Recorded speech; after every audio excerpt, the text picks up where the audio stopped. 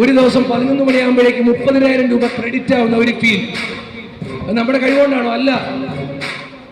100 sales volume കൊണ്ടുവരുന്ന 15 പേരെ നിർമ്മിക്കാൻ സാധിച്ചാൽ ആർക്കും 9 ലക്ഷം രൂപ ഉണ്ടാക്കാം fijika.com-ൽ.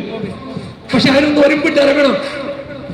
ഞാൻ സ്വപ്നേച്ചിയെ കുറിച്ച് ഒരുപാട് അഭിമാനിക്കുന്നു. കാരണം ഞങ്ങൾക്ക് ഒരു പ്ലാറ്റിനം അബവ് മീറ്റ് ഉണ്ടായിരുന്നു ഇവിടെ ഇടുക്കിയിൽ.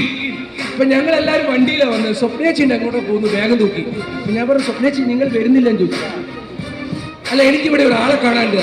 അല്ല സ്വപ്നേച്ചി, നമ്മൾ ഇവിടെ നിങ്ങൾ നാട്ടിൽ പോയതിനു ശേഷം നിങ്ങൾ തിരിച്ചു വന്നു. എനിക്കിവിടെ ഒരാളെ കാണാണ്ടെന്ന്.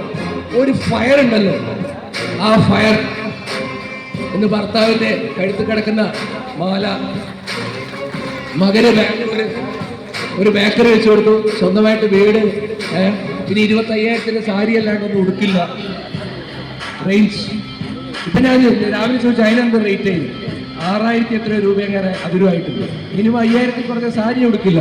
സോ എന്താണോ നമ്മുടെ സ്വപ്നങ്ങൾ, ആ സ്വപ്നങ്ങൾ നടപ്പിലാക്കാൻ വെഹിക്കിൾ അല്ലേ?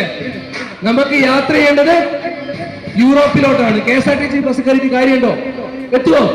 ഷിപ്പോ ഫ്ലൈറ്റോ തന്നെ വേണം. സോ fijika.com എന്ന് പറയുന്നത് നിങ്ങളുടെ സ്വപ്നത്തിലേക്ക് എത്താൻ പറ്റുന്ന ഏറ്റവും വണ്ടർഫുൾ ആയിട്ടുള്ള ഒരു വാഹനമാണ്.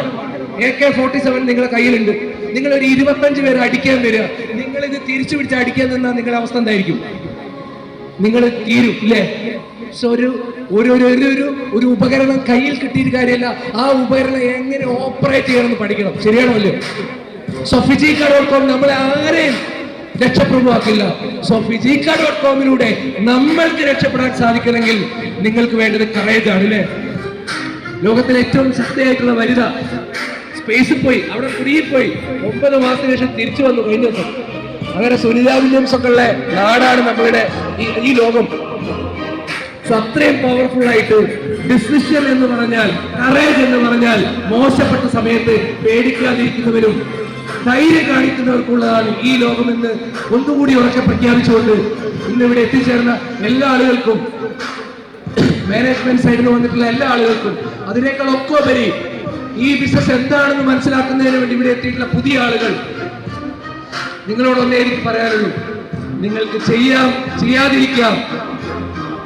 ചെയ്യുകയാണെങ്കിൽ ടൈം ഈസ് വെരി ഇമ്പോർട്ടന്റ്. സമയം വളരെ ഇമ്പോർട്ടന്റ് ആണ്.